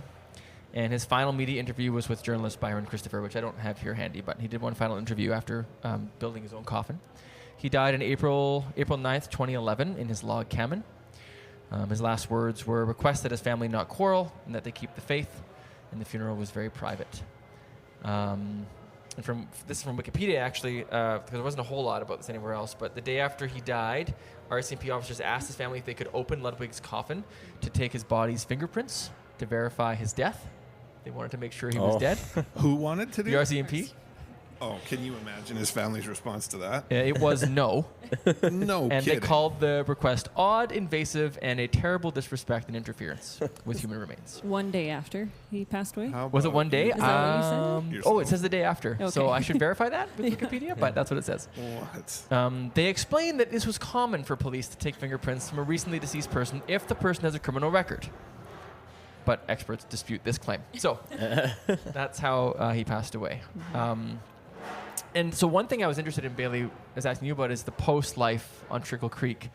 Very much still there. Very much still there. I do know when he passed away, he was buried above ground because he wanted his family to be able to see him all the time, walk by him, and remember his legacy. Is what he was quoted saying. I didn't know that. But I don't know much about what's going on now. I know Mammy is still there, still running the show. So you said earlier she's running the show. Yes. Would Wiebo have approved of a woman running the show, Bailey? I think that'd be a hard no. Yeah. I know his oldest son left the farm shortly after he passed away. Really? So is that Josh? Do you know the name? Ben. Oh, Ben. Okay. Yeah. My mom ran into him at a family reunion, and he said, he had tried to leave a couple times, and Wiebo kept saying, it's going to get better. I promise things will change. And he knew that he had been asked to do a lot of things that he wasn't okay with and wasn't proud of. And eventually, after Wiebo had passed away, then he was able to leave with his kids. And I think one other the children left. I think it's the oldest daughter. Okay. But interesting. The rest of them are all still there. Okay. Yeah, still running the farm. Still there. My uncle that did go there said it is the most beautiful farm he's ever seen. Everything's immaculate. It's all ran. Yeah. There are some pictures in this book and online that are beautiful. Yeah. Yeah. It's impressive what they built very there impressive, from nothing. Yeah. Yeah. Are they still in conflict with like the oil companies around there? I don't think so anymore. I think they kind of keep to themselves after everything that happened. And yeah, there hasn't been any new developments there. I looked around for any kind of vandalism acts and didn't really find any. I mean, there could be small ones. Maybe they're still sprinkling nails as a tribute to their. Yeah. Well, and I kind of asked my mom about that too, because I think any of the kids that are there now would have never known anything outside of that. Right. So they don't know to leave. They don't really know any of the history or anything that's going on. Yeah. So I'm sure that they're still keeping tradition. Well, the documentary was the documentary maker who I had his name earlier, but he was able to go and be with them for a while. They let him in, and he filmed in the house and during dinner, and it was quite a view of the family and a positive view. Mm-hmm. Yeah. Interesting. So I wonder if we should do a road trip, guys, and go see if they'll talk to us. Trickle Creek. We have Bailey. We have a They would family. let you in. Yeah. Yeah, and you mentioned that your mom like chatted with Mammy. Yes, she recently. saw Mammy last year at a family year. reunion, and I mean, she's obviously not a fan of her, so they didn't get into too much of a conversation. Yeah. But it's one of those things, I don't know if you guys can relate, maybe your partners can relate, when your partner goes out and they're like, oh yeah, so-and-so broke up, and you say, oh, what happened? Or, oh, I didn't ask any questions. Yeah, that's right. You didn't ask This anything? is your mom? Yeah. Yeah. I Get a gave her a little hard nosy, time. I'm yeah. like, ask some questions. You're going to see her. I mean, Yeah. they do it every year, I think, so maybe she'll see her this summer. Yeah. We can We can get have a a part little two. more information Maybe we out can of somehow her. get to that family reunion. Yeah. Take a little road trip to BC. Well, really, for you and for your mom and stuff, like we don't want to sit here and just be super negative. Like, it's an interesting story I wanted to tell. For sure. But you said earlier, I think most have a complex view of Wiebo, Yeah. and you've always had more of a complex view of Wiebo. Yeah. Yeah. I've only ever heard stories, and obviously not painted in the best light. I mean, I totally understand that he felt attacked. And to him, the two most important things to him was his religion and family. And so if you attack his family, he felt that it was his responsibility to do something about it. And it sounds like, to me, kind of like that last quote you said, there was a lot of chances for this to go a different way Yeah. on both ends from multiple different people. Yeah. And nobody took that opportunity. No. Yeah. An early buyout could have avoided so much stuff. Yeah. Or listening when he says, hey, I think this is affecting my family, instead of brushing it under the rug. Yeah. Let's look into that. Yeah. Take some responsibility. Maybe it did, maybe it didn't. But then, Yeah. I mean, if you avoid the whole situation, at least if you looked there's a into lot it of and what proved ifs. that it didn't happen, Yeah. then you could call him a crazy person. But Yeah.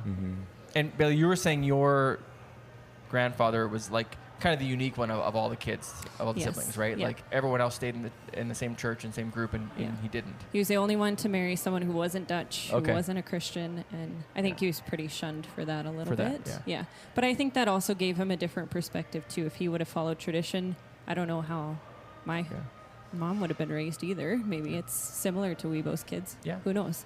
Right. I read a story too, that I came across a story about when Wiebo's mother passed away, that he was pretty terrible to her in her time of death. He for the mistakes that she had made raising them, like he's one of the quotes that I came across was he said, I'd rather talk to a prostitute than you. Like, he just was so judgmental right to the end. It just yeah. Yeah, didn't have a high opinion of women. Did not. Wiebo. Did not. But Were there any changes in the way that the environmental oversight committees or oil companies did things based on this? There are, and I would like to do a follow-up episode about Okay. that stuff with you guys. There is more, especially in the early 2000s, there is more to the story when it comes to hydrogen sulfide and other pollutants and leaks. And if you guys would allow me, I'll prepare something else for eco-terrorism and maybe even more modern regulations, that kind of stuff. That's cool. But for now, let's put a pin in that. We'll pause. We'll wrap up in a second. Bailey, thank you so much for helping us out. yeah, thank you for having me. It was so nice to have you here. Yeah. But you're not done yet.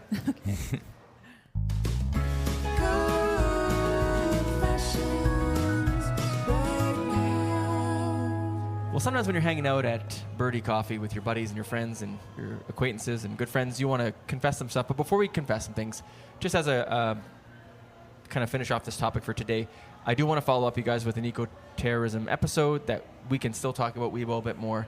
Yeah. But just maybe I'll start with you, Chris. You knew the story. You followed the story for a lot of years, probably maybe not as closely, but you were aware of this. What are your just general thoughts on Wiebo Ludwig as a person, as a story? What do you learn from this story? What do you take from it? I mean, there are definitely parts of the story. I didn't know all the details about his past, but that are sympathetic. Like, you know, he's protecting his family, his property, his livelihood. I can, as a father and a whatever, I can see that there are things about that are sympathetic, and I'm interested in that. There's also, like, I just think he went way too far in other ways, and I also like the ineptitude of the RCMP, government oversight committees, and big business here is like really shocking to me. So those were things I probably maybe knew at one time when I was listening to the news, but a lot of this is also reflecting back and hearing things. And, you know, with legends and stories and myths and all this about people, you don't always know which parts are true and who's saying what, especially because he's keeping part of himself secret and they can't find out things about him. And yeah, it's just a really interesting story. Yeah. Tyler, what do you think? Well, there are parts of the story today where I felt like the true villain in all of this was like the government, prioritizing industry over people. And then at other points in the story, I felt like, well, it's the ranchmen are just passing on messages to protect the interests of the oil companies. So maybe they're the villains. So yeah, that's kind of, so in some ways, when I put Wiebo up against those villains, he becomes the hero, right? And even Chris, you said he goes way too far, but maybe it's in some ways inspiring that he's willing to go to these levels to fight a villain so big. So I think it's a complicated guy. Yeah. And a case study for what makes someone a hero or a villain. And in this case, it becomes even more complex knowing his history with the religious aspect of it and the way he treated women and family members. So it's really complicated. But I think one of the quotes from earlier on was, I think you said from an oil executive or oil regulator guy, said that basically it was how we need to protect the interests of the industry. Yeah, that was a government official. A government official saying, like, yeah, you can't act against the interests of industry. We'll show you what happens when you do this against the industry. And that to me is like a Bond villain quote. Yeah. Or, well, you could see the industry saying that, but for a government official to say that? Right. That was Energy Minister Steve West. Yeah. We better find them and show them what we do to Albertans who fool around with the industry. Right. Yeah. Is that's the one, capitalized? Right? That's the industry. It's sponsored. Anyways, really, I think good topic, good story to talk about on our podcast. And Bailey, you've known the story for your whole life, or parts of it. How does it feel to go through the whole thing from start to finish? Did you enjoy that? Yeah, I did enjoy it. It was interesting to hear the full story. I don't think I've ever looked into the details. I just know personal stories from my mom's side. But it is interesting to try to get the whole picture of what's... I mean, I don't know that you can say you got the whole picture. We got parts of it. Yeah, we got his truth. We got the government's truth. It's hard to know what was real, but it does ask a lot of questions. Well, that's why I include that one quote where it's like, just there's so many failures everywhere you look in this story. Like just failures of admitting any guilt or wrongdoing, right? It's just at no point in the story did anyone admit anything. Right. Right? Yeah, that's on either side. No one wants to back down. That's exactly. a good point. That's how I feel like that's what makes it so interesting to me, is that there's complexities here that when I was reading all this stuff, my opinion changed on him back and forth like 1,000 times. Why or how was this a topic of interest for you to do an episode about? I just knew that I wanted to do something Albertan, and then I think we were just talking, right, Bailey? Because we worked together. Yep. And we were just chatting about it one day, and I don't even know how it came up. Do you remember? I don't know. One of our coworkers was trying to cheer you up and said, "Oh, I've got a fun story for you." That's right. Yeah. But so and then I'd never heard the story. Let me cheer you up with the Wiebo Ludwig story. We were trying to distract from something. I don't remember what it was, but who knows what it was? Yeah. So Chris, just interesting story, and it's sort of, I feel like a lot of people like me maybe don't know much about it, or know bits and pieces about it. And like you said, Bailey, this is not the perfect way to learn. This is just the general story and us talking about it. But it did make me interested in eco-terrorism, because I do wonder, is this kind of vandalism or terrorism ever justified? Like, should you, if this is happening to your family, can you be justified in doing something like this? Mm-hmm. I'm not going to answer that right now. But then you and I, Tyler, watched a brand new movie just came out, Paul Thomas Anderson's One Battle After Another, with Leonardo DiCaprio. It's a really good movie, but it's got themes that deal with eco-terrorism as well. And so I do want to go on that track a little more now. So, well, thanks for listening. Are you going to post all your notes on I our Substack? I definitely just should. And definitely I should be clear, like this comes from a few different places, but like the book we mentioned, the documentary, the articles, we'll put them all up there for sure. Lots of people have done a lot of work. Yeah. And I was a beneficiary of that, just reading it. And but I love the fact that every different piece has a different angle altogether. For sure. Like completely different angle. Right. Okay, well, before we head out of here, do you guys have any confessions you want to share? Tyler, do you want to start us off? Sure. Well, it's a two-parter. There's trash to treasure. I don't know if that's what they call it, but that's what I call it in Lacombe, where people put their junk on their front lawn, and then you can go and scavenge things of use. Yeah. And I love it. It's a good way to acquire free stuff. But I was on a walk the other day and I saw 2 hats on the ground, so I picked them up, like baseball caps, picked them up and brought them home and washed them up. So I got 2 new hats from someone else's trash pile. That's part one of the confession. The other is one of them I don't know if I'll ever wear because it's a red hat. Oh. And like it's a corduroy. It says Montgomery Miners 1988 or something. It's kind of a cool looking hat, but like I don't know, red hats have kind of been ruined for me, and I just can't do it. Like I feel like from a distance someone might think I'm wearing like a Make America Great Again hat if you're not picking up on that. I see. And I just it's silly that I'm sure the MAGA movement doesn't use corduroy. I know, but from a distance it's hard to tell. Aren't all your hats red?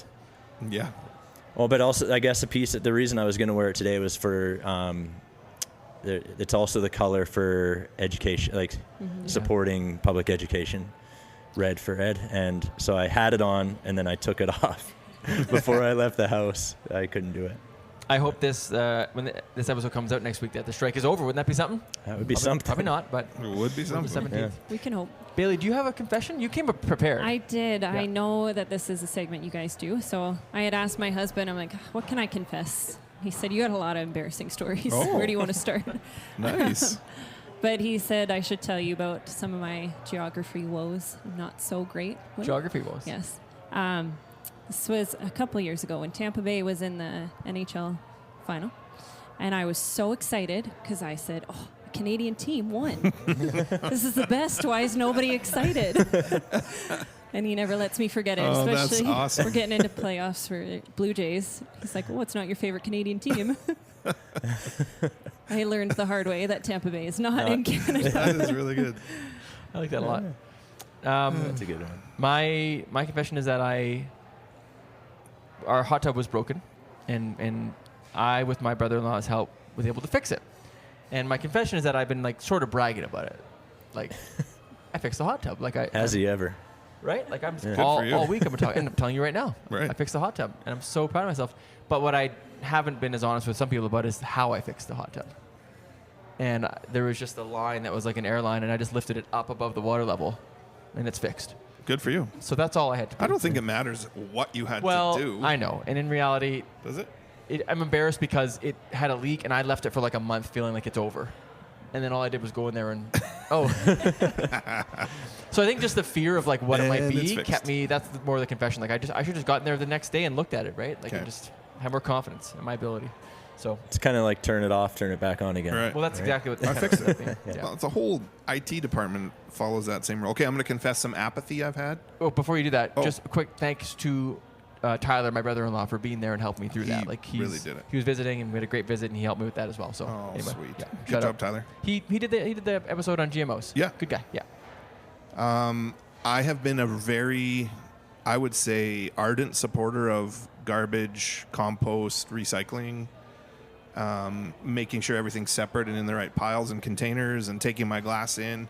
And I have really lost a lot of mojo in that in the last, I would say, month, because somebody told me that Red Deer basically looks through the blue box and goes, and just if there's like a label in there or something, a piece of glass, then they just chuck it all anyway.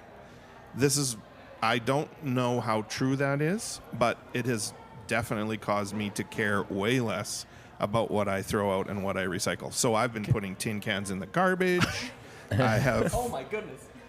And terrorism. Usually I was kind of like thought I was doing something good, and now I don't really care as much. That's my confession. Can I request something of you? Sure. Deep dive next episode. Into our recycling. Investigative journalism. Oh, Yeah. actually, know? that would be kind of interesting. Yeah. See if the rumors are true. Because I've heard similar rumors. Yeah, I've heard that too. Okay, that's a good idea. Can I just say to you guys and our listeners, thank you for listening. This has been a meaty episode. It's taken a while to get through. But I appreciate you guys' conversation and listening to me ramble on. And, yeah. I'm really looking forward to the AI image of Wiebo's cartoon head for our next Instagram post. It's going to be good. Speaking of... no, I can't. Speaking of Instagram posts... No, I'm going to cut this out. I can't do it. Speaking of doing anything at all, if you want to email the show, maybe you knew Wiebo and you want to provide some insight. I'm sure someone out there knew question. Wiebo. Yeah. So send a story along, because we say this a lot. I'm doing follow-up. There's stuff that I have to get into still. So if you want to, we can do like a bit of a postscript eco-terrorism episode. How do you get in touch with us? Well, interestingly, I was going to mention this. A good friend of the show said, how many emails do you guys really get for every episode? And I was like, you know what? It's a lot. Yeah. It's a lot for everyone. And so those people have been sending their questions, queries, complaints, and praises to harmoniousgentleman@gmail.com. Not as many praises these days, so please, I like some positive energy here. Yeah. Bring it on. Well, did you guys see, we normally do this at the beginning of the episode, but we did get an email from past student Hannah. Oh. Yes, so it was a very kind and nice response to our education episode. Nice, that is sweet. And I don't have it in front, so I won't read it, but it was thanks Hannah, for sending that in. And we really did miss having you for that one there, Chris, the education one. But I thought it was really good, and I had some great talks to people as a result. So, Yeah. That was maybe another one's due at some point. Yeah. I don't know. Follow All up. right. Well, Bailey, we should let you go. You've been here for a number of hours now, and only got you one coffee. Anything you want to say, Chris, to the audience before we go? No, I'm ready to go. All right. Well, Tyler, I guess I'll see you next time. On Harmonious Gentlemen podcast.